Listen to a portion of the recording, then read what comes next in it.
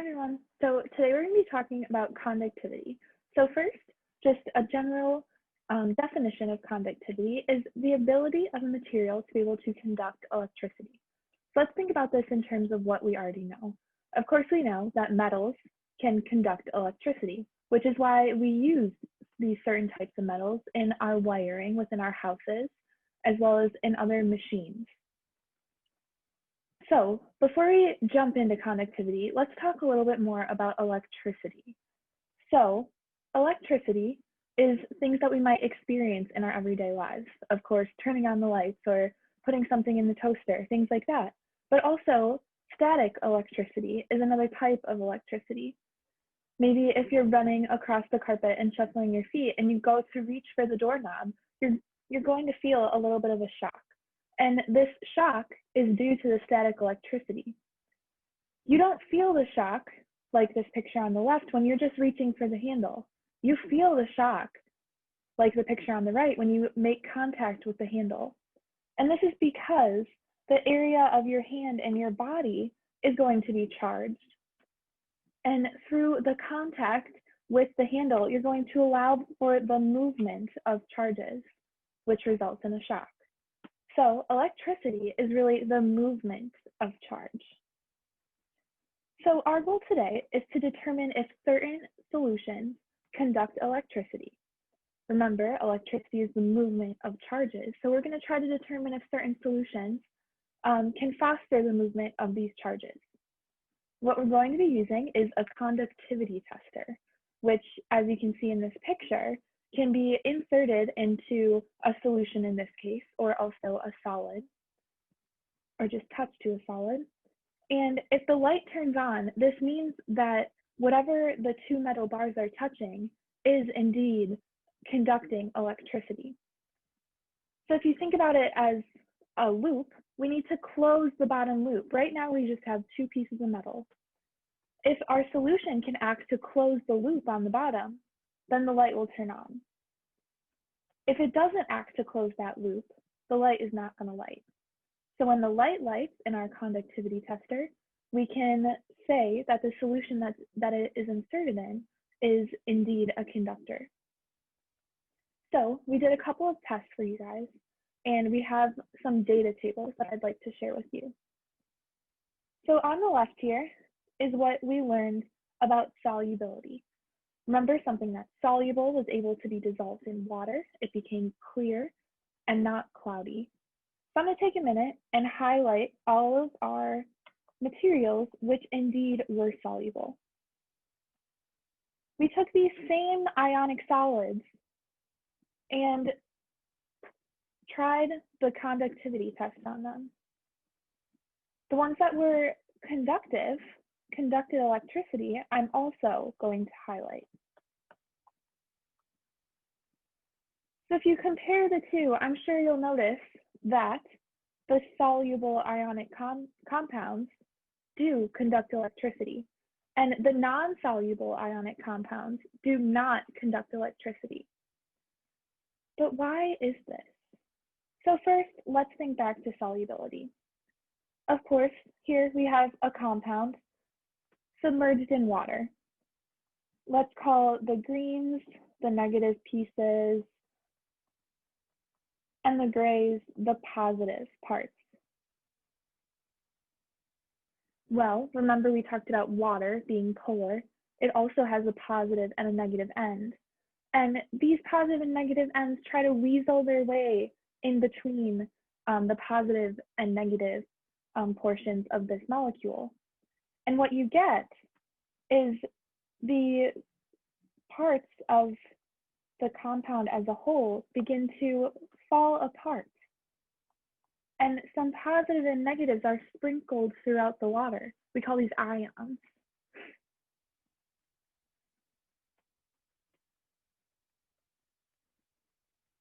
So remember, for electricity, we need a movement of charge,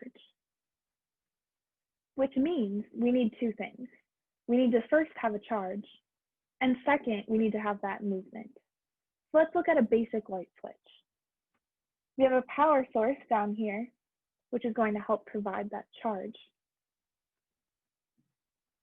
And then when we flip the switch, it's going to close the whole pathway so that we can have the movement, which then is going to allow our light to be lit. So let's look down here again. For electricity, we need two things. We need a charge and we need a movement. So on the left here, we have a charge from this man shuffling his feet across the carpet. And when he touches the door, the charges are able to move. So we have both a charge and a movement. Over here, this girl is just frozen. Maybe she did run across the carpet, but there's no movement here. There's no movement of this charge. Nothing is able to be transferred. So we do not have any conductivity. Let's look at another example. So if we have a solution which is soluble, which means that we have ions spread throughout the entire solution. We do have a charge, and the charge is able to be moved, which results in the solution being conductive. If we have a solution with something that is not soluble, that item is going to stay in a chunk. So we may be able to have movement of the chunk, but there's no charge. So therefore, this solution is not going to be able to conduct electricity. Awesome. So when we have a substance dissolved in water, which has both positive and negative ions, that's the charge, this allows the charge to move, and therefore electricity can be conducted. So let's look at one more experiment. This is solid sodium chloride. We know that sodium chloride, also known as table salt, is organized in a crystalline structure over here. We have our chlorine atoms, which are negative, all these green, and our sodium ions, which are all positive, all the red. So we put our conductivity tester in the solid sodium chloride, but it does not turn on, which means that the solid sodium chloride is not a conductor. Remember, for electricity, we need two things. We need a charge. We have that here. But since these molecules are so close together, these ions are not able to move. We have this crystalline structure.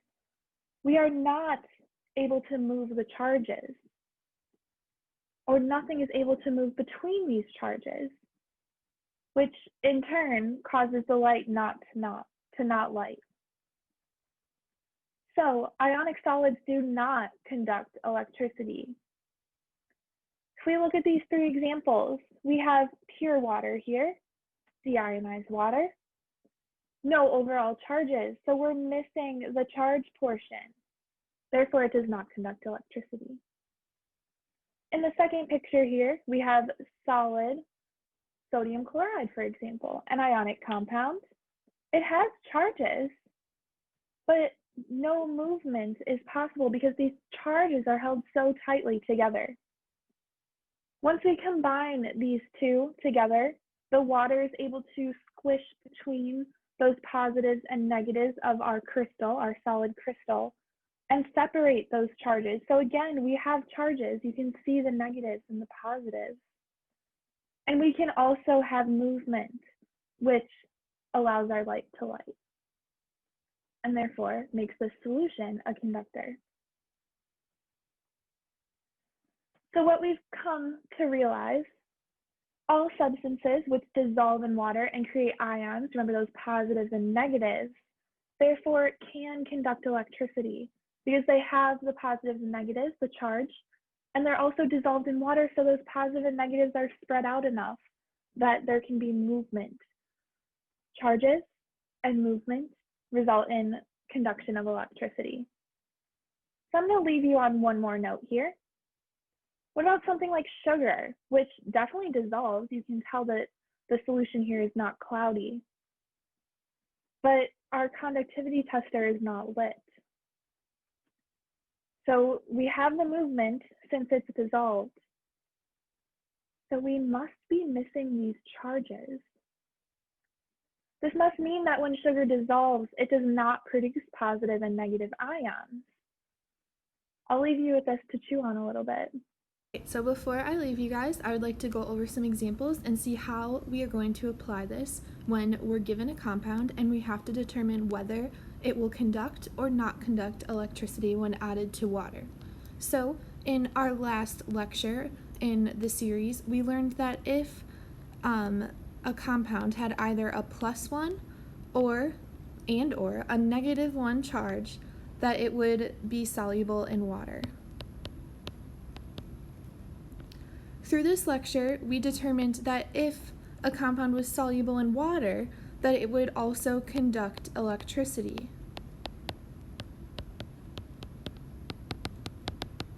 Therefore, if a compound has a +1 and/or a -1 charge, we can also say that it will conduct electricity.